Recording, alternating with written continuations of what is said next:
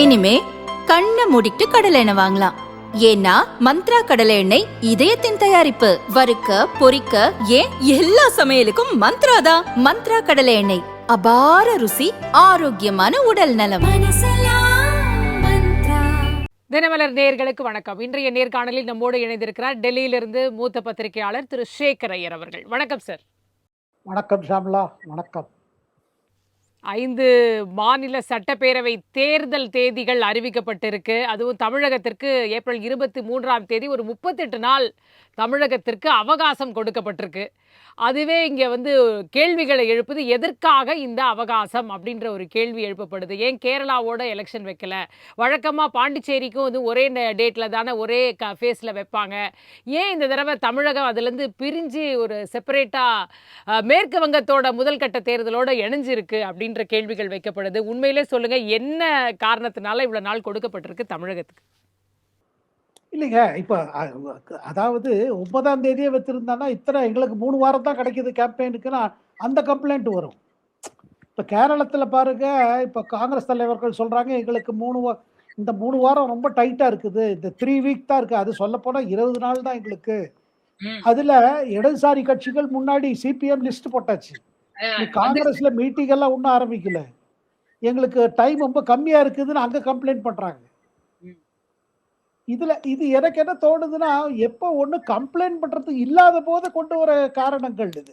இப்போ பாருங்க, இன்னைக்கு கூட டெல்லியில் இந்த காங்கிரஸ் பாராளுமன்ற உறுப்பினர்கள் இப்போ ஜோதிமணி அவங்கெல்லாம் பைட்டு கொடுத்துட்டு இருக்காங்க. என்னன்னா, இது ஏன் இப்படி சேர்த்து வச்சிருக்கீங்க, தனியாக வச்சிருக்கீங்க? அதாவது எலெக்ஷன் கமிஷன் மேலே ஒரு சந்தேகத்தை உருவாக்கிட்டே இருக்கணும்னு. பட் எனக்கு இது ஒன்றும் பெரிய இதுவே தோணலை. ஏன்னா பாருங்க, தேதி வைக்கும் பொழுது ஒரே ஒரு கன்சிடரேஷன் தான். என்னன்னா, அந்த சென்ட்ரல் ஃபோர்ஸஸ் எப்படி அனுப்புறது, எங்க அனுப்புறது, என்ன பண்றது, அதுதான். இப்ப இந்த தடவை பாருங்க, இந்த எந்த மாநிலத்துல பெரிய பிரச்சனை இல்லையோ, இப்ப கேரளமா இருக்கட்டும் இல்ல புதுச்சேரியா இருக்கட்டும், எங்க பெரிய சட்ட ஒழுங்கு பெரிய ப்ராப்ளம் இல்லை. அதே மாதிரி அஸ்ஸாம்ல நீங்க பாத்தீங்கன்னா ஒன்றும் பெரிய பிரச்சனை இல்லாத இடத்துல முதல்ல வச்சிடுறாங்க. சரி, எங்க பிரச்சனை இருக்குன்னு நினைக்கிறாங்களோ அங்கதான் கொஞ்சம் தள்ளி வச்சிருக்காங்க. இப்ப மேற்கு வங்காளத்துல 2 நாள். இப்ப பாருங்க, மேற்கு வங்காளத்துல இல்ல, அதுதான் இப்போ அடிப்படையில கேள்வி என்னன்னா, மேற்கு வங்கத்துல கடந்த முறை அவ்வளவு கட்டங்கள்ல நடந்த தேர்தல் இப்ப 2 கட்டத்துல எப்படி முடிக்க முடியுது அப்படின்ற ஒரு கேள்வியும் எழுதல. இது எப்படி சாத்தியமாகும்? ஏன்னா போன தடவை சொல்லும் போது அங்க கஷ்டம், அங்க நிறைய தொகுதிகள் கொஞ்சம் டேஞ்சரஸ்லாம் ஐடென்டிஃபை பண்ணிருக்கு அப்படின்லாம் சொல்லி இவ்வளவு கட்டமா நடத்தினாங்க. ஆனா இப்ப பார்த்தா டக்குன்னு முடிக்கிறாங்க அப்படின்னும் பொழுது அதுவும் கூட இப்ப டிஎம்சி அங்க அவங்க கொதிச்சு போய் அவர்களும் பல கேள்விகளை முன் வைக்கிறாங்கல்ல. இதுல கொதிக்க முடியாது, கொதிக்கிற மாதிரி பாவனையும் பண்ண முடியாது. காரணம் என்னன்னா, 2016, 2021, அதுக்கு முன்னாடி 2011 எப்போதுமே 5-6 கட்டத்துலதான் அந்த தேர்தல்கள் நடந்திருக்கு. அப்போ போன தடவை 8 கட்டம் வைத்த போது இதே கம்ப்ளைண்ட் பண்ணாங்க, இது வேணும்ட்டே இவ்வளவு நீங்க வச்சிருக்கீங்க.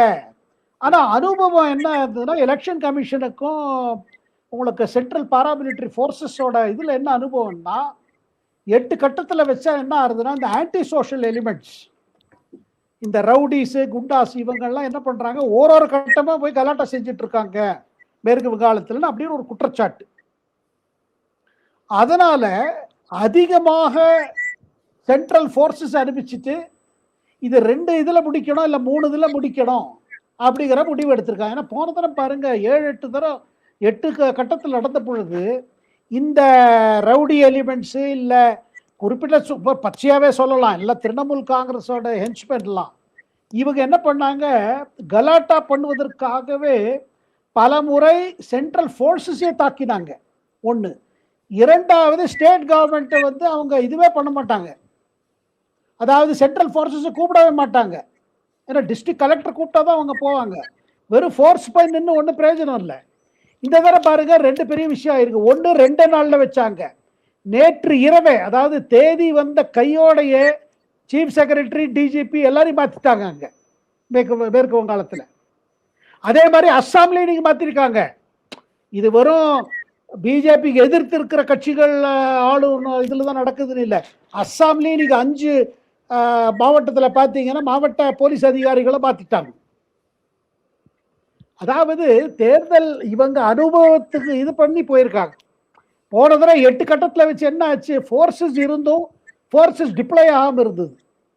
இரண்டாவது இந்த கும்பல் வம்பு செய்யற கும்பல் என்னன்னா ஒரு கட்டத்திலேயே அங்கங்க கலட்டா ஆச்சு. பல வன்முறை சம்பவங்கள், பூத்தில் அட்டாக் பண்ணுவது, அந்த இவிஎம் மிஷினை தூக்கின்னு ஓடுவது, அப்புறம் எந்த குறிப்பிட்ட கிராமங்கள் வந்து ஆளுங்கட்சிக்கு ஓட்டு வராது சொல்லும் போது அவங்கள தடுக்கிறது. இது மேற்கு வங்காளத்தில் தேர்தல் டயத்தில் இருக்கிற வன்முறை ஒரு பேட்டர்னா இருந்தது. எந்த பேட்டர்ன்? மமதா பானர்ஜி எதிர்கட்சி தலைவராக இருந்த போது இடதுசாரி கட்சிகள் ஆட்சியில் இருந்த பொழுது வச்ச குற்றச்சாட்டு அது. இப்ப பாருங்க இன்னும் கொஞ்சம் ஸ்ட்ரீம்லைன் பண்ணி அந்த அனுபவத்திலேருந்து சில பாடங்களை கற்றுக்கொண்டு வேற 2 நாள்ல முடிக்க முயற்சி பண்ணியிருக்காங்க. இதுல இப்ப பாருங்க உடனடியா, ஏன்னா எல்லா கட்சிகளும் எதிர்பார்த்ததுதான் டேட் வரப்போறதுன்னு. எல்லாரும் 15 தேதிக்கு அப்புறம் எதிர்பார்த்தாங்க. அதுல இது முந்திரிடுச்சு. எது? கேரளாவும் உங்களுக்கு கேரளா, புதுச்சேரி, அஸ்ஸாம். சரி. இப்ப தமிழகத்தை பொறுத்த வரைக்கும் இன்னும் கூட்டணி வந்து சரியா ஃபார்ம் ஆகலை, இன்னும் முழுமை பெறல. அதனால இவ்வளவு டைம் கொடுத்துருக்காங்க. கூட்டணி எல்லாம் இந்த இடைப்பட்ட காலத்துல அவங்க டைம் எடுத்து எல்லாரும் கூட்டணியை ஃப்ரேம் பண்ணிப்பாங்க. அதுவும் பர்டிகுலரா என்டிஏ தேசிய ஜனநாயக கூட்டணி வந்து இன்னும் சில கட்சிகளை சேர்த்துப்பாங்க. அதுக்கான ஸ்கோப்பை கொடுத்து தான் இந்த டேட் அனௌன்ஸ் பண்ணியிருக்காங்க அப்படின்ற ஒரு விஷயம் முன்வைக்கப்படுது.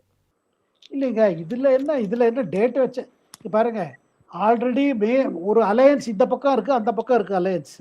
இப்போ யாரும் புதுசா அலையன்ஸ் வரப்போறது இல்லை. இந்த கடந்த ஒரு 4-5 நாளாவே பார்த்தீங்கன்னா ஒரு ஹைப் பண்ணப்பட்டது. இதுல நம்ம விஜயோட தமிழ் வெற்றி கட்சி வந்துட்டு போறாங்கன்னு.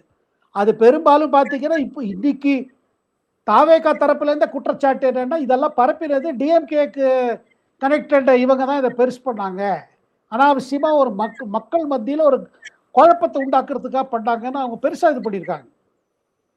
ஸோ இது பாருங்க, அதாவது திருப்பி பாருங்க, அவர் எடப்பாடியாருன்னு சொல்றாரு, நம்ம நயினாருன்னு சொன்னாரு, 2-3 தடவை அண்ணாமலையும் சொன்னாரு. இங்கே வந்து இந்த மாதிரி ஒன்றும் இல்லை, இண்டிகேஷன்ஸ் இல்லைன்னு. அப்புறம் எப்போதுமே பாருங்க டக்குன்னு அப்படி மாறுறதுக்கான ஒரு இது இல்லை. அது யாரும் எதிர்பார்க்கல. ஆனா ஒரு சம்பவம் நடந்தது, எதை வச்சுட்டு கொஞ்சம் அதிகமாச்சு. அதாவது கடந்த வெள்ளிக்கிழமை தாவாக்கா அந்த போசியான நடத்த மீட்டிங்ல எல்லா கழக அவங்க மாவட்ட செயலாளர்கள்லாம் கூட்டணி வேணும்னு சொன்னாங்க. அதை தாண்டி பவன் கல்யாண் பேசினா நம்ம தனித்து நின்று என்ன, அதாவது ஏன்னா இப்ப பாருங்க ஒரு சின்ன கால்குலேஷன், ஓரொரு தொகுதியிலேயே பாராளுமன்ற, அதாவது சட்டசபை தொகுதியில ஓரொரு கூட்டணி ஒரு மாதிரி செலவழிக்க போறாங்க. இப்ப நாம கேள்விப்படுறது டெல்லியில என்னன்னா, இந்த தமிழ்நாட்டில் அதிகமாகவே கட்சிகள் செலவழிக்க போறாங்க. ஒரு பக்கம் சொல்லப்படுறது என்னன்னா, ஆளும் கூட்டணியில 30-40 கோடி வரை கூட செலவழிப்பாங்க ஒரு தொகுதியிலன்னு பேசப்படுகிறது ஃபிகர்ஸ். ஏன்னா அவ்வளவு எக்ஸ்பென்ஸ் ஆயிடுச்சு. ஏன்னா உங்களுக்கு எலெக்ஷன்ல வேலை செய்யறதுக்கு, வண்டி வாகனம் இதை ஏற்பாடு செய்வது, மீட்டிங்க்கு, இது எல்லாமே செலவு அதிகமா போயிட்டே இருக்கு. இந்த பக்கம் 40னா அட்லீஸ்ட் அந்த பக்கம் ஒரு 10-20 செலவழிக்கிறான ஒரு இது வருது, கட்டாயம் வருது. அப்படி இருக்கும் பொழுது புது கட்சியான தமிழ் வெற்றி கட்சி 1 கோடி வச்சுக்கொண்டா கூட ஒரு தொகுதியில அப்போ 234 கோடி வேணும் உங்களுக்கு. சரி, இதெல்லாம் பார்க்கும் பொழுது கூட்டணி இல்லாம அவ்வளவு செலவழிக்கிறோமோ இல்லையோ அது வேற விஷயம். ஆனா செலவு பண்ணிட்டு ஒண்ணு சீட்டு ஜெயிக்கல வச்சுக்கோங்க, யாரு செலவு பண்ற கேண்டிடேட் என்ன பண்ணுவாங்க? ஏன்னா இது ஒரு பொலிட்டிக்கல் எதார்த்தம், இது இஸ் பொலிட்டிக்கல் ரியாலிட்டி. ஸோ அப்படி இருக்கும் பொழுது எந்த கட்சிக்கிட்ட அதிக இது இருக்குது, நிதி யார்கிட்ட இருக்குது, அப்புறம் சும்மா கண்டெஸ்ட் பண்ணி இப்போ அவர் பாருங்க, நம்ம சீமான் அவரோட அப்ரோச் ரொம்ப கிளியர். அவர் இது மாதிரி ஒரு தேர்தலையும் எல்லா தொகுதியிலையும் போட்டு எல்லா தொகுதியிலும் டெபாசிட் போயிட்டு இருக்கு. ஆனால் இந்த தடவை அவர் கூட ஸ்ட்ராட்டஜி மாத்துறாரு. ஒரு 60 தொகுதியில கான்சென்ட்ரேட் பண்ணி ஒரு 15-20 நமக்கு வராதான்னு அவர் பார்த்துட்டு இருக்காரு. என்ன கேட்டீங்கன்னா இப்ப பாருங்க, ஒன்றும் புதுசா ஒன்றும் ஏற்பாடுறதுக்கு இல்லை. ஆனா அதே நேரத்தில் இப்ப பாருங்க, தேர்தல்ங்கிறது அதாவது அது இங்கிலீஷ்ல சொல்லுவாங்க, ஒரு நம்ம பத்திரிகை தொழில நம்ம வந்தபோது இங்க டெல்லியிலலாம் சொல்லுவாங்க, "do not believe anything until it is denied." எதையும் நம்பாதீங்க. அத மறு அத மறுத்தப்புறம் தான் நீங்க இது பண்ணுவீங்கன்னா, ஏதாவது பின்னாடி நடந்துட்டு இருக்கும். முயற்சிகள் தொடரலாம். ஆனா இப்ப இருக்கிறத பாத்தீங்கன்னா, ஒரு பெரிய சேஞ்ச் வரதுக்கு இல்ல. அப்புறம் நேரம் கம்மியா இருக்கு பாத்தீங்களா? இப்ப அந்தந்த கட்சிகள் கூட்டணிக்கு கொடுக்க வேண்டியதை கொடுத்துட்டு, அப்புறம் கட்சிக்குள்ள எப்படி விநியோகம் பண்றது அதை யோசிக்கணும். யாரு கொடுக்கறது? அவங்க சர்வே எல்லாம் பண்ணி வச்சிருப்பாங்க 2 கூட்டணியிலும். இல்ல இப்ப எதை வச்சு இதெல்லாம் சொல்றாங்க அப்படின்னு பார்க்கும்பொழுது சிபிஐ விசாரணைக்கு வந்து டெல்லி வந்தார் விஜய். அவருக்கு வந்து ஒரு சலுகை எல்லாம் கொடுத்தாங்க. அதே நேரத்தில் அவர் வெளியில வரும்பொழுது அப்படியே கார்ல இருந்து வெளியில வந்து நல்லா கை காட்டி சிரிச்சுக்கிட்டே வந்தாரு. ஸோ இதெல்லாம் பார்க்கும்போது ஒரு அங்க சிபிஐ தரப்புல இருந்து ஒரு நெருக்கடி இல்லை விஜய்க்கு. விஜய் வந்து அதுக்குள்ள வரல, அந்த அந்த இதுக்குள்ள எஃப்ஐஆருக்குள்ள அந்த இதுக்குள்ள வரல அப்படின்ற மாதிரியான ஒரு விஷயங்கள்லாம் வந்து சொல்றாங்க. அதுக்கு காரணம் இங்க டீல் பேசி முடிச்சிட்டாங்க அப்படின்ற ஒரு விஷயம் தான் இங்க தொடர்ந்து பேசப்பட்டு வந்த விஷயமா இருந்தது. உண்மையிலேயே சிபிஐ விசாரணை அப்படின்றது எப்படி நடந்துச்சு, என்ன நடந்துச்சு, என்ன மாதிரியான கேள்விகள் வைக்கப்பட்டன, அந்த பத்தி ஏதாவது அப்டேட்ஸ் இருக்கா சார்? இல்லைங்க, அதாவது அவர் இதுவரை 3ஆம் முறை இது இப்போ 3 முறை வந்துட்டார். இந்த 3 முறையிலையும் பல முறை சில கேள்விகள் மீண்டும் மீண்டும் கேட்கப்பட்டிருக்கு. அது ஒண்ணு. 2வது, அவரை கூப்பிட்டது வந்து ஒரு விட்னஸ் மாதிரி தான் கூப்பிட்டுருக்காங்க. இதுவரையில் அவர் அக்யூஸ்டா பண்ணல. He is not an accused. அவரை ஒரு விட்னஸா அந்த இடத்துல சம்பவத்தில் என்ன நடந்தது, இவங்க விசாரிச்சு கிடைச்சிருக்கிற தகவல்கள், மாநில அரசு சொன்ன தகவல்கள், மத்திய புலனாய்வு சொன்ன தகவல்கள், பல ரிப்போர்ட்ஸ், ஹோம் மினிஸ்டர் கிட்ட கிடைச்சிருக்க ரிப்போர்ட், கவர்னர் அனுப்பிச்ச ரிப்போர்ட், அந்த சம்பவம் அன்னைக்கு காலையில் என்ன நடந்துச்சு, எத்தனை மணிக்கு கிளம்பினாரு, ஏன் லேட் ஆச்சு, எங்கெங்கெல்லாம் நீங்க நிற்க முடியாச்சு, அதுக்கு காரணம் என்ன, இந்த காரணத்தினால தான் லேட் ஆச்சா, நீங்க இதுக்காக தான் பண்ணீங்களா? ஏன்னா அவர் மேலே பல குற்றச்சாட்டு இருந்தது. இதுல அதெல்லாம் அவர் முதல் தரம் பண்ணாரு, 2ஆம் தரம், அப்புறம் இதுக்கப்புறம் வரேன்னாரு அவர். ஏன்னா பொங்கலுக்கு அப்புறம் வரேன்னாரு. ஸோ அது கொஞ்சம் தள்ளி போடப்பட்டது. ஸோ இதுல ஒரு இது பார்த்தீங்கன்னா, அவரை பொறுத்த மட்டும் ஒன்றும் இதுவரையில் ஒன்று, அதுதான் அவர் தரப்புலேருந்து, விஜய் தரப்புலேருந்து சொன்னது ஒன்று தான், நீங்கள் என்ன விசாரணை செய்கிற மாதிரி நாங்கள் வைக்கிற குற்றச்சாட்டுக்கு ஆளாக இருக்கிற சில பேர் அவரை கூப்பிட்டு கேளுங்கன்னு. அந்த அடிப்படையில் தான் பாருங்க செந்தில் பாலாஜி கூப்பிட்டு கேட்க போகிறாங்க. ஏன்னா செந்தில் பாலாஜி மேலே தமிழ் வெற்றி கழக தரப்புலேருந்து தலைவர்களோட இது குற்றச்சாட்டு என்னன்னா, அங்கே நடந்த சம்பவங்களுக்கு பின்னாடி நம்ம செந்தில் பாலாஜியோட சப்போர்ட்டர்ஸ் கை இருந்தது, அவர் நேர்முகமா இல்லாட்டி கூட அவரோட தொண்டர்கள் எல்லாம் இன்வால்வ்டு அப்படின்னு ஒரு பெரிய குற்றச்சாட்டு இது. ஸோ பெரிய அலிகேஷன். இதனால நான் இங்க கேள்விப்படுவது என்னன்னா ஷாமலா, இதுவரை சிபிஐக்கு கிடைத்திருக்கிற இது என்ன பார்த்தீங்கன்னா, 2 தரப்புல இருந்தும் ரெஸ்பான்சிபிலிட்டி இருக்குது, தப்பு செய்திருக்கிறார்கள். அதாவது லோக்கல் அட்மினிஸ்ட்ரேஷன், மாநில அரசு, அதே நேரத்தில் தமிழ் வெற்றி கட்சிகள் நிர்வாகிகள் தரப்பில் இருந்து என்னென்னலாம் செய்யணுமோ அதெல்லாம் செய்யல. இப்போ அவங்க கூடிச்சு, ஏன்னா சுப்ரீம் கோர்ட்டுக்கு அவங்க ஒரு இன்டர்ம் ரிப்போர்ட் கொடுத்தானோ, அந்த ரிப்போர்ட் கொடுக்க போறாங்க. ஆனா ஒண்ணு நிச்சயங்க, அந்த இன்டர்ம் ரிப்போர்ட்ல தமிழ் வெற்றி கட்சியோட நிர்வாகிகள் மேலேயும் சில குற்றச்சாட்டு வரும். ஆனா அதே நேரத்தில் லோக்கல் அட்மினிஸ்ட்ரேஷன் மேலேயே பெரிய இது வரப்போறது. அது மாதிரி தான் நமக்கு இண்டிகேஷன் கிடைக்கிது. ஏன்னா அவங்க தரப்புல இருந்து என்னெல்லாம் செய்திருக்கிறாங்களோ அதெல்லாம் செய்யவில்லை. அது செய்யாம இருந்த காரணம் அரசியலா, இல்ல அரசியல் பிரஷர் தான் வந்துச்சா, இதெல்லாம் தான் இப்ப போறது, அந்த மாதிரி போறது. இவருக்கு என்ன, விஜய்க்கு என்னன்னா நியாயம் வேணும் தான். ஏன்னா சிபிஐ என்கொயரி வேணும் கேட்டதே அவர் தான். சிபிஐ என்கொயரி எங்களுக்கு வேணும், ஏன்னா மாநில இவங்க ஸ்டேட் போலீஸ் போட்டிருக்கிற எஸ்ஐடி எங்களுக்கு வேண்டாம். அவங்க இதுல வந்தது. அதை தவிர்த்துங்க, நேத்திக்கு அவர் உள்ள போயிட்டு 7 மணி நேரம் இருந்த பிறகு வெளியில வரும்போது அவர் தன் கேடருக்கு மெசேஜ் கொடுத்தாரு, கையாட்டின்டே வெளியில வந்தது. ஏன்னா இதுவரையில் அவர் கையாட்டிட்டு வரல, 2 தடவை உள்ள போயிட்டு அப்படியே போயிட்டாரு. ஆனா நேத்தி கையாட்டிட்டு வந்தது வந்து அவர் கேடருக்கு மெசேஜ். ஏன்னா தேர்தல் தேதி அறிவிக்கப்பட்டிருக்கு, அதுக்கு பிறகு he wanted to send a message. அதாவது என்ன, ஒன்றும் பெரிய நம்மள ஒன்றும் டேஞ்சர் இல்லை நமக்கு, நான் சொல்ல வேண்டியதை சொல்லிட்டேன். அப்படிதான் நமக்கு இங்க சிபிஐ வட்டாரங்கள்ல சொல்றாங்க. அதாவது இதுவரை எங்களுக்கு கிடைச்சிருக்கிற மித்தல் தலைமையில் நடக்கிற ஜஸ்டிஸ் மித்தல் தலைமையில் இது என்னன்னா, கட்டாயமாக சில பொறுப்பு இருக்கிறவர்கள், பாதுகாப்பு பொறுப்பில் இருக்கிறவர்கள் சரியாக செயல்படவில்லை. ஸோ இந்த இண்டிகேஷன் கட்டாயமாக சிபிஐயோட இன்டர்ம் ரிப்போர்ட்ல இருக்கும். சரி, இப்ப அதாவது மறைமுகமாக கூட எந்த பேச்சுக்களும் வந்து தமிழக வெற்றி கழகத்துக்கும் இல்ல பிஜேபி அதிமுக இடையே நடக்கவே இல்லையா? இப்போ இந்த சமீபமா இந்த விஷயங்கள்லாம் இங்க பேசப்பட்டு கொண்டு வர்ற சூழல்ல கூட அங்க மறைமுகமாக கூட எந்த பேச்சுவார்த்தையும் நடக்கலையா? இல்லைங்க, அது பவன் கல்யாண் பேசினது அது எல்லாருக்கும் தெரிஞ்சது. இல்ல, அவர் மறுக்கிறாரு. அவர் இப்போ ஒரு தனியார் சேனலுக்கு பேட்டி கொடுத்திருக்காரு. அவரு நான் பார்த்து 20 வருஷம் ஆச்சு, இந்த விஷயம் எப்படி கிளம்பிச்சுன்னே தெரியல அப்படிங்கிறாரு. இல்ல, அதாவது நம்ம கேள்விப்படுது என்னன்னா, இந்த திரை உலகில் கனெக்டட் பீப்புள்லாம் இருக்காங்க. சென்னையில், பாம்பேயில் ஃபைனான்சியர்ஸு, யார் வந்து இப்போ இருக்கிற ஆளுங்கட்சி, தில்லியில் இருக்கிற ஆளுங்கட்சி இருக்கிற சில நபர்களோட நெருங்கியவங்க, பாலிவுட்டில் இருக்கிறவங்க, இங்கே காலிவுட், இங்கேயே ஃபைனான்ஸ் சவுத் இந்தியன் ஃபிலிம்ஸ் ஃபைனான்சியர்ஸ்லாம் நிறைய பேர் இருக்காங்க. அவங்க கான்டாக்ட் மூலமாக ஒரு முயற்சி கட்டாயமாக எடுக்கப்பட்டிருக்கு. அதில் ஒன்றும் இது கிடையாது. பட் அது அவ்வளோ டைரக்டாக இல்லை.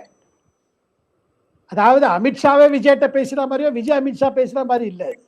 பட் த்ரூ சம் கான்டாக்ட்ஸ் இந்த ஐடியாஸ் கொடுக்கப்பட்டிருக்கு ரெண்டு சைடும். இது அதில் ஆனால் அது வந்து இந்த பாருங்க, இதெல்லாம் என்னன்னா, இந்த விஷயங்கள்லாம் கொஞ்சம் ஃப்ரூக்டிஃபை ஆனவொடனே தான் முன்னாடி போகும். இப்போ பாருங்க, அமித்ஷாவும் நம்ம எடப்பாடியாரும் டைரக்டா பேசுவதற்கு முன்பாக பல கான்டாக்ட்ஸ் மூலமா பேச்சுவார்த்தைகள் நடந்தது.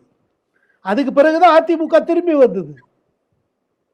இந்த இடத்துல பாருங்க, அவர் தொடர்ந்து சொல்லிட்டு இருக்காரு விஜய். அவர் தொடர்ந்து சொல்வது என்னன்னா, இதுதான் எனக்கு அரசியல் எதிரி திமுக, கொள்கை எதிரி பாஜக சொல்லிட்டே இருக்காரு. நடுவில் வந்து இது வந்து டெல்லிக்கும் தமிழ்நாடுக்கும் போட்டின்னு சொல்றாரா ஸ்டாலின் சொல்றாரு, அது நான் மறுக்கிறேன். இது வந்து தமிழ்நாட்டுக்காக போட்டி, இது விஜய் வர்சஸ் ஸ்டாலின் அப்படின்னு அவர் லைன் எடுத்தார். அப்போ திமுக தரப்புல என்ன சொல்லப்பட்டு, இல்ல இல்ல இவர் பிஜேபி மேல சாஃப்ட் ஆயிட்டாரு. அதனால அவர் ஒரு டினைல போக முடியாச்சு.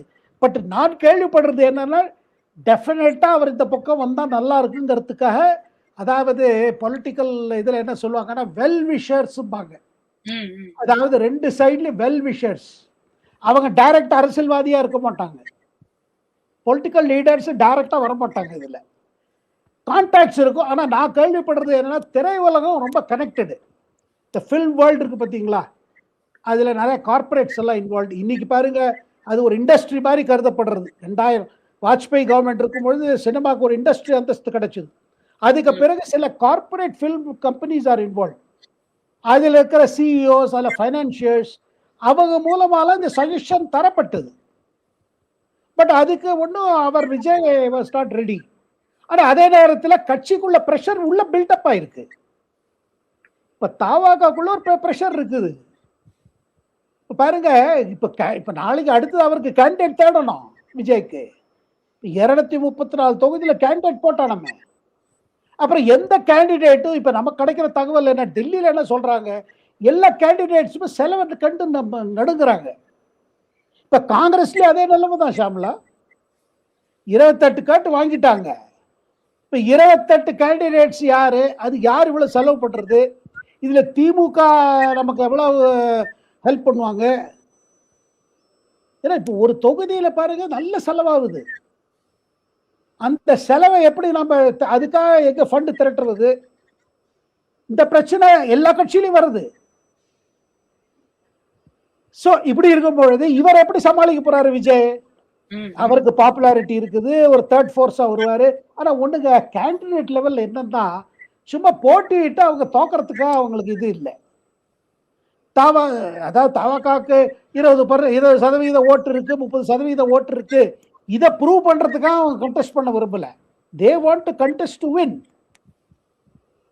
அண்ட் இப்ப இருக்கிற சூழ்நிலையில ஒரு அலையன்ஸ் இல்லாம நம்ம ஜெயிப்பது கஷ்டம். இததான் அவங்க எடுத்து சொல்ல ஆரம்பிச்சிருக்காங்க. ஏன்னா நிறைய டைம் லாஸ்ட். இவர் விஜயோட அப்ரோச் ரொம்ப ஸ்லோவா இருந்தது. எந்த ஸ்பீட்ல இவர் போனோமோ அவர் போல. என்ன கேட்டீங்கன்னா, இன்னைக்கு கூட்டணி ரொம்ப அவசியமாக அவங்க கட்சிக்குள்ள ஜாஸ்தி ஃபீல் பண்றாங்க. அதே நேரத்துல ஒரு பயம் இருந்தது திமுக தலைமையில, என்ன நிஜமாவே ஏதாவது ஆயிடுமோ, அப்படி ஒரு அலையன்ஸ் வந்துன்னா அதுக்கு முன்னாடியே நம்ம ப்ரிப்பேர் பண்ணி விஜயை டேமேஜ் பண்ணணும். இவர் பிஜேபி பக்கம் சாஞ்சிட்டாரு, பிஜேபியோட கை கொடுத்துட்டாரு, இந்த கம்யூனல் பார்ட்டிஸோட கை கொடுத்துட்டாரு. அதனால ஒரு கேம்பெயின் ஆரம்பிக்கப்பட்டது. ஏன்னா முன்னாடியே அவரை டேமேஜ் பண்ணணும்னு. ஏன்னா அது வரும்போது அது வந்துருச்சுன்னா, ஆனா அந்த மாதிரி ஒரு அலையன்ஸ் வந்துருச்சுன்னா ப்ராப்ளம் ஆயிருக்கும். அந்த அலையன்ஸும் எப்படி வந்திருக்கலாம், விஜய்க்கும் அதிமுகவுக்கும் ஒரு அண்டர்ஸ்டாண்டிங் இருந்திருக்கலாம், அதிமுக பிஜேபிக்கு தனி அண்டர்ஸ்டாண்டிங்கா போயிருக்கலாம். இந்த மாதிரி பல ஃபார்முலாஸ் காம்பினேஷன் சொல்லுவாங்களே, பெர்மிட்டேஷன் காம்பினேஷன், இதெல்லாம் யோசிச்சு பட்டுருக்கு. பட் இதெல்லாம் ட்ரையல் பலூன். ஏன்னா ஒண்ணுங்க, இதுல ஷாப்லா என்னன்னா, அமித்ஷா ஒரு கங்கணம் கட்டியிருக்காரு, மேற்கு வங்காளத்துல மமதா திருப்பி வரக்கூடாது, தமிழ்நாட்டுல திருப்பி ஸ்டாலின் வரக்கூடாது. இன்டர்ன் ஸ்டாலின் ஒரு கங்கணம் கட்டியிருக்காரு, பிஜேபிக்கு தமிழ்நாட்டுல 0 கிடைக்கணும், ஒரு சீட் ஜெயிக்க கூடாது. ஒரு அந்தந்த கட்சி தலைவர்களுக்கு ஒரு இது இருக்குது. அமித்ஷாக்கு பிளான் என்னன்னா, இதுதான் பிளான். அஸ்ஸாம்ல அவங்க பெரிய எதிர்பார்க்கல. பாஜக இந்த 3ஆம் முறை ட்ரை பண்றதுக்கு ஒன்றும் பிரச்சனை இருக்கிற மாதிரி அஸ்ஸாம்ல தெரியல. ஆனா அதே நேரத்தில் தமிழ்நாட்டிலையும் மேற்கு வங்காளத்தில் என்னன்னா, திரிணாமுல் காங்கிரஸோ இல்ல திமுகவோ திருப்பி ஆட்சிக்கு வந்ததுன்னா அது பிஜேபியோட 2029 பிளானுக்கு இது சரியில்லை. அதனால நம்ம கட்டாயமா இதுக்காக ஒரு இது பண்ணணும். அதனால என்னெல்லாம் முடியுமோ, எப்படிங்கெல்லாம் முடியுமோ அதை செய்யணும்னு அமித்ஷா இறங்கி இருக்காரு. அது ரொம்ப தீவிரமா இருக்காங்க. அதுலதான் பாத்தீங்கன்னா இந்த அலையன்ஸ் பேச்சு இதெல்லாம் பாத்தீங்கன்னா கொஞ்சம் கனெக்டடா இருக்கிற மாதிரி இருக்கு. ஆனா அதே அப்படியே நம்ம பார்த்தோம்னா கூட இந்த சைடு தான் நிறைய கட்சிகள் இருக்கு. கூட்டணி வந்து திமுக சைடுல, இந்த சைடு பார்த்தா ரொம்ப லிமிடெட் கட்சிகள் தான் இருக்கிற மாதிரி இருக்கு. சோ ஒரு பீகார் மாதிரியான ஒரு கூட்டணியை அமைக்க முடியாமல் திணறுதா என்டிஏ? இல்ல அது இல்லைங்க. இங்க என்னன்னா திமுக தரப்புல இருந்து எல்லாரையும் இழுத்து போட்டுட்டாங்க. இப்ப வேற மாதிரி திணறாங்க உள்ள. இப்ப சீட்டை வச்சுட்டு பாருங்க, இன்னும் ஆல்ரெடி இடதுசாரி கட்சிகள்லாம் ரொம்ப அப்செட்டா இருக்காங்க. வர்ச்சுவலா பேச்சுவார்த்தை இன்னும் அப்படியே நிற்குது. அதாவது அவங்களுக்கு காங்கிரஸுக்கு அதிகமாக கொடுக்குறேன்னு சொல்லி எங்களுக்கு இவ்வளோ குறைச்சிட்டீங்களேங்கிறாங்க. அதே மாதிரி பார்த்தீங்கன்னா விசிகே பேச்சுவார்த்தை ஒன்றும் முன்னாடி போல. அதாவது இங்கே உங்களுக்கு 25 கட்சிகளோ 23 கட்சிகளோ 24 கட்சிகள் சொல்லும் பொழுது அங்கே இருக்கிறவங்க எல்லாமே ஃபீல் பண்ண ஆரம்பிச்சிட்டாங்க. ஏன்னா காங்கிரஸ் வெளியில போயிடக்கூடாதுன்னு சொல்லி பிடிச்சி வச்சிருந்தாரு. அதே நேரத்தில் காங்கிரஸ் திமுக ஒரு அண்டர்ஸ்டாண்டிங் ராகுல் காந்தியை கேட்காம செய்யப்பட்டது, இல்லை ராகுல் காந்தி ஒரு விதமாக சைட்லைன் பண்ணி செய்யப்பட்டதுனால ராகுல் காந்தியே கொஞ்சம் எந்தூசியாசம் கம்மியா இருக்கு. வருவாரு, பட் பீகார்ல அப்படித்தானே பண்ணாரு. இப்ப அவர் கான்சென்ட்ரேஷன் கேரளத்துல இருக்கும். காரணம் கேரளத்துல அவருக்கு ஜெயிச்சானோ, காங்கிரஸ் ஜெயிச்சானோ. ஏன்னா ஈஸியா ஜெயிக்கக்கூடிய ஒரு சூழ்நிலை அங்க. 10 வருடம் அவங்க பினராயி விஜயனோட ஆட்சி ஆயிடுத்து. ரொம்ப ஆன்டி இன்கம்பன்சி எக்கச்சக்கமா இருக்குது. வராம இருக்க மாட்டார். தமிழ்நாடுக்கு வருவாரு, அதுக்கு முயற்சியும் நம்ம டிஎன்சிசி எல்வபுரத்தங்க எல்லாம் முயற்சி பண்றாங்க. ஆனா கொஸ்டின் ஜாயிண்ட் ராலி இருக்குமா, ஸ்டாலின் ராகுல் ஒரே மேடையில பேசுவாங்களா, இந்த பல கேள்விகள்லாம் வருது, முள்ள வருது. பட் அவரோட முழு கான்சென்ட்ரேஷன் என்ன பாருங்க, அஸ்ஸாமில் கூட பார்த்தீங்கன்னா ஒன்றும் பெரிய காங்கிரஸ் தரப்புலேருந்து ஒன்றும் பெரிய ஒரு இது ஆன மாதிரி தெரியல. காரணம் அஸ்ஸாமில் இந்த தரம் பார்த்தீங்கன்னா இஷ்யூஸ் வேறு மாதிரி போயிடுச்சு. அதாவது பங்களாதேஷ்லேருந்து இல்லீகலாக உள்ள வர்றாங்களே, அவங்கள தடுக்கணுமா வேண்டாமா, அதை தடுப்பு இதுக்காக நீங்க காங்கிரஸ் எந்த பக்கம் இருக்குது, இல்லை காங்கிரஸ் வந்து அவங்களுக்காக இருக்குதா, யார் உள்ள வந்துட்டு ஆதார் கார்டு பேன் கார்டு எல்லாம் வச்சுட்டு அப்புறம் அங்கேயே குடிமகன் ஆயிடுறாங்க. கம்ப்ளீட்டாக பல மாவட்டங்களில் லேண்ட் கிராபிங் இதெல்லாம் ரொம்ப பெரிய பிரச்சனை அஸ்ஸாமில். இன்னைக்கு இல்லை, அப்போ 1947 இருக்கு. முதல்ல என்ஆர்சி, அதாவது நேஷனல் ரெஜிஸ்டர் ஆஃப் சிட்டிசன்ஸ் 1955 போடப்பட்டது. அதுக்கு பிறகு இப்போ ஒன்று சுப்ரீம் கோர்ட் சொல்லி ஆச்சு, அதுல பிரச்சனை வந்தது. அந்த பேர்ல பார்த்தீங்கன்னா ஜென்வின் அஸ்ஸாமிஸ் சிட்டிசன்ஸ் இல்லைன்னு வந்தது. ஸோ அங்க இருக்கிற தேர்தல் இந்த வரும், அதாவது இந்த அங்க லோக்கல் சென்டிமெண்ட் அப்படி போகுது. பங்களாதேஷ்ல வர அங்கேருந்து பங்களாதேஷ்ல வர இல்லீகலை தடுக்கணுமா வேண்டாமா? காங்கிரஸ் பாத்தீங்கன்னா ஒரு இங்க இல்ல அங்க இல்லாத மாதிரி ஒரு இது பண்ணிட்டாரு. எப்போ இப்ப இருக்கிற தலைவர் இருக்கார் பாருங்க, கௌரவ் கோகோய், அவர் தான் எதிர்கட்சி தலைவர். அவரோட தகப்பனார் தருண் கோகோய், அவர் அஸ்ஸாம் முதல்வராக இருந்த பொழுது அவர் ஒரு பேலன்ஸ் வச்சிருந்தாரு. ஏன்னா அஸ்ஸாம் சென்டிமெண்ட்ஸ் 1985 பெரிய போராட்டம் இருந்தது, மாணவர்கள் போராட்டம். அதுக்கு பிறகு ராஜீவ்காந்தி பிரதமர், அப்புறம் இந்த ஆல் அஸ்ஸாம் ஸ்டூடெண்ட் யூனியன் ஸ்கூல்ல நடுவில் ஒரு அப்பார்டு கூட வந்தது. இந்த மாதிரி உள்ள வரவங்களெல்லாம் வெளியில அனுப்பணும், டிடெக்ட் அண்ட் டிபோர்ட். அவர் ட்ரைபுனல் வச்சாங்க, அந்த ட்ரைபுனல் கொஞ்சம் வேலை பண்ணல. அப்புறம் அவங்களும் ஆட்சிக்கு வந்துட்டாங்க. அந்த ஸ்டூடெண்ட் அஜிடேஷன்லாம் ஒரு கட்சியை மாறித்து, அஸ்ஸாம் கண பரிஷத்துன்னு, ஏஜிபி. அப்புறம் தேர்தலில் இருந்தாங்க, இது போனாங்க. ஆட்சிக்கு வந்த பிறகு ஒன்றும் ஜாஸ்தி அதில் ஆகலை. இப்போ ஆனால் அந்த பிரச்சனை இருந்துகிட்டே இருக்கு. அப்புறம் உள்ள வந்துட்டே இருக்காங்க, மெகாலயா வழியாவோ இது வழியாவோ உள்ள வந்துடுறாங்க. ஆனா இந்த உள்ள வரவங்களுக்காக பேசுற ஒரு கட்சி இருக்குது, அது ஆல் இந்தியா, அது ஆல் யுனைடெட் மைனாரிட்டிஸ் டெமோக்ராட்டிக் ஃப்ரண்ட்னு. அதுக்கு தலைவர் வந்து பத்ருதீன் அஜ்மல் பேரு. அவர் பாத்தீங்கன்னா அவர் தான் இந்த பர்டிகுலர்லி இந்த லோயர் அஸ்ஸாம் ஏரியாஸ் எல்லாம் இருக்கு பாருங்க, கொஞ்சம் upper Assam area, lower Assam area, எங்க பங்களாதேஷ்ல வந்தவங்க செட்டில் ஆயிருக்காங்க. அவங்களுக்காக ஒரு கட்சி, அவர் கட்சி அதுதான். இப்ப காங்கிரஸ் வந்து அவர்களுக்கா பேசிட்டுனா இந்த கட்சியோட போட்டியிடணும். இவங்களுக்கு அலையன்ஸ் கிடையாது, பத்ருதீன் அஜ்மலுக்கும் காங்கிரஸுக்கு அலையன்ஸ் கிடையாது. அவர் அலையன்ஸ் பண்ண மாட்டார் பத்ருதீன் அஜ்மல். அண்ட் பத்ருதீன் அஜ்மல் பத்தி சொல்லிவிடுறேன், இந்த அஜ்மல்ல பர்ஃபியூம் கிடைக்கிறது பாருங்க, இந்தியா முழுக்கதும், துபாய் கிபாய், அதுக்கு அவர் தான் ஓனர். இந்த அஜ்மல் பெர்ஃபியூம்ஸ் இருக்கு பாத்தீங்களா, இது ரொம்ப ஃபேமஸ். அது பெரிய பெரிய ஷோரூம்ல இருக்கு, பெரிய பர்ஃபியூம் அவர் ஜெயண்ட் அவர். சரி, இல்ல மேற்கு வங்கத்துல ஒரு பெரிய அணுகுண்டையே போட்டிருக்காங்க மம்தா அவர்கள். 2 பெரிய அறிவிப்புகளை கொடுத்திருக்காங்க கடைசி நேரத்துல, டேட் அனௌன்ஸ் பண்றதுக்கு முன்னாடி. அது என்ன மாதிரி? என்ன நீங்க முன்னாடியே சொன்னீங்க, அமித்ஷா அவர்கள் வந்து கண்டிப்பா ஒரு கங்கணமே கட்டிட்டு இருக்காரு, வரக்கூடாதுன்னு.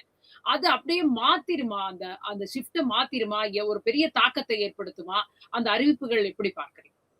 இல்லைங்க, அவர் மம்தா என்ன பண்றாங்கன்னா, யாரா விட்டு போயிட்டாங்களா, இங்க நம்ம ஸ்டாலின் ஐயா பண்ற மாதிரி தான். கடைசி வரையில் உங்களுக்கு வந்துட்டே இருந்தது இல்ல, எடுத்துக்கோ, யாரா விட்டு போயிட்டாங்களா, அந்த மாதிரி அங்கேயும் பண்ணிட்டு இருந்தாங்க.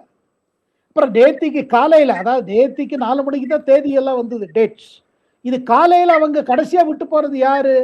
இந்த கோவிலில் வேலை செய்யற பூஜாரிகளுக்கும் அந்த மாஸ்க் மஸ்ஜித்ல இருக்கிற முய்சீன்ஸ்க்கும் கொடுத்தாங்க அலவன்ஸ்.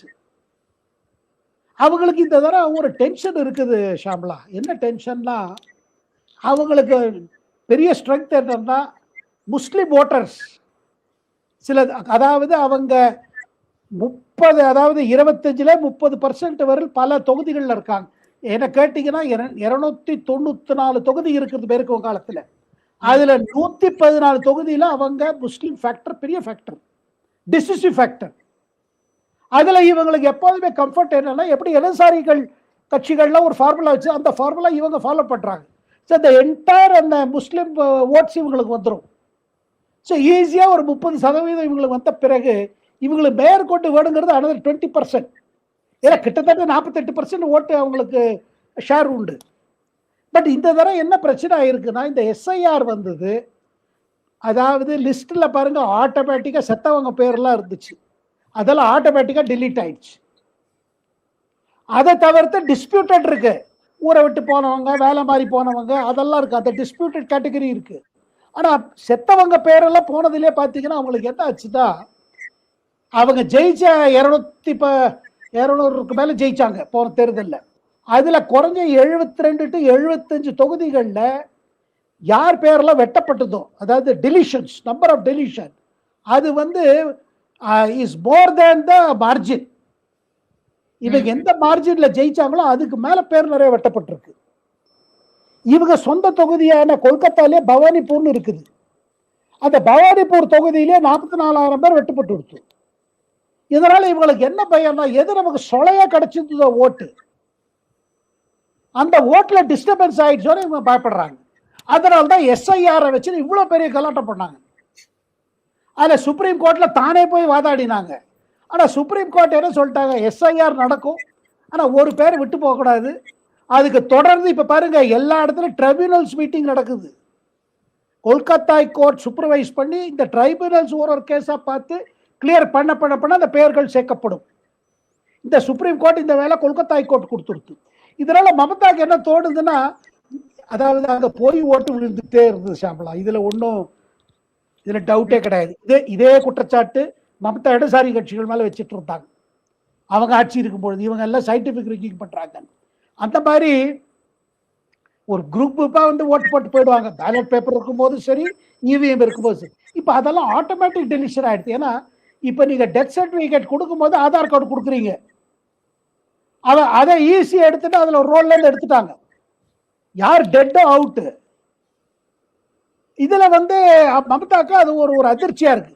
அதே நேரத்தில் பிஜேபி 77 இடத்துல ஜெயிச்சாங்க 2021. அவங்களோட 42 தொகுதியில இதே பிரச்சனை. எங்க அதாவது deletion is more than the winning margin. அவங்களுக்கும் உதைக்குது, பல இடங்கள்ல இருக்குது. இது ஒரு கட்சிக்கு தான் பாதிக்கிறது இல்லை. இதெல்லாம் பார்க்கும் பொழுது மமதாக்கு கான்பிடன்ஸ் குறைஞ்சிருக்கு. சரி, பார்க்கலாம் சார் எப்படி போக போகுது இந்த தேர்தல் அப்படின்ட்டு. உங்களுடைய கருத்துக்களுக்கும் தகவல்களுக்கும் மிக்க நன்றி. நன்றி, வணக்கம்.